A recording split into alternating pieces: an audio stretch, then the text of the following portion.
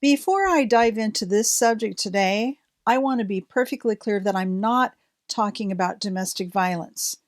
If you're a victim, please consult with a mental health professional near you. This is a serious issue that cannot be dismissed by watching a simple YouTube video. I'm aware that a perpetrator often says, "This is all your fault." I assure you, it is not. But today we're talking about normal human anger.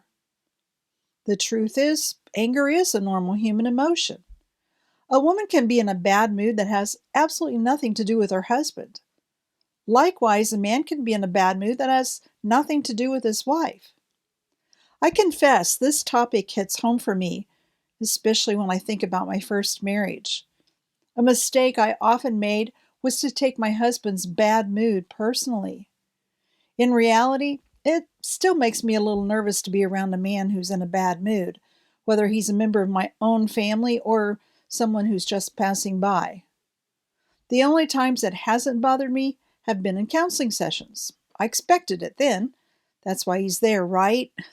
I never took that personally, but I was able to hear him out and help him clarify his next step. In most situations, however, being around an angry man is scary for a woman. He has more testosterone and he's bigger.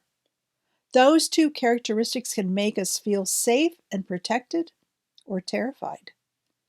Working in Los Angeles for most of my career, I came to realize how much all that traffic affects relationships. A man might be frustrated by something at work, then get in the car with his wife.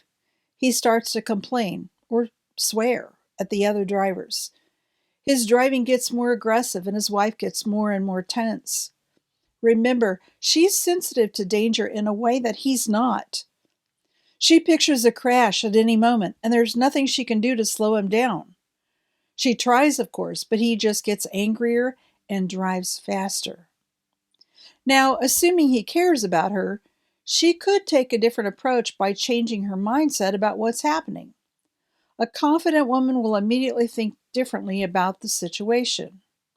She might think, "Wow, this amazing, wonderful, kind, gentle, brilliant man is behaving way out of character. What's going on with him? What's happening that would make him react this way?" Instead of thinking he doesn't care about you, you're caring about him. You've separated yourself from his anger and put it where it belongs. It's happening inside of him. When you know what that is, then you're empowered to implement a more effective strategy.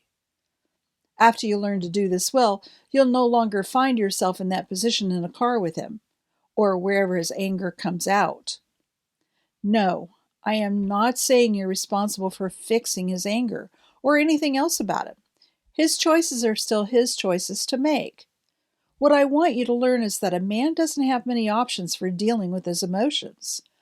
If he's grumpy or behaving badly, take it as a sign he needs a safe place to process his own vulnerability.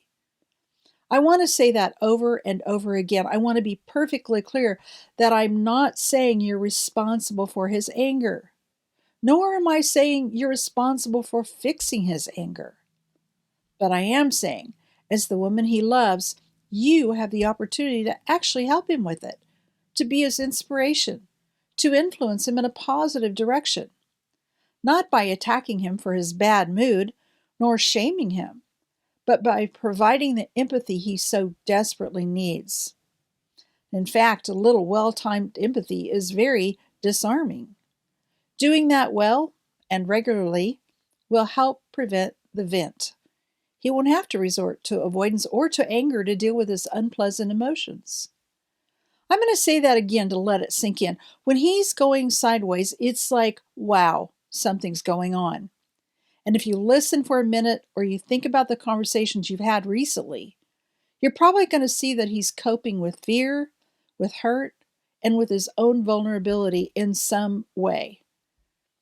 Guilt and shame also come in there. Remember, anger is not usually just pure anger. Anger is a defensive emotion that's out there to protect him against something that's eating on him.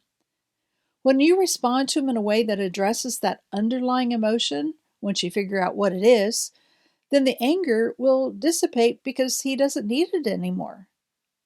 Remember, I'm not talking about a man who's abusive.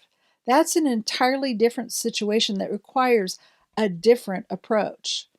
If you're not sure about that, if you're not sure if you're in an abusive relationship, you can complete the quiz.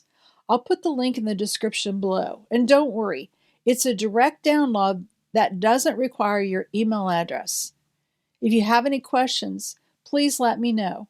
Just remember, I'm here to help.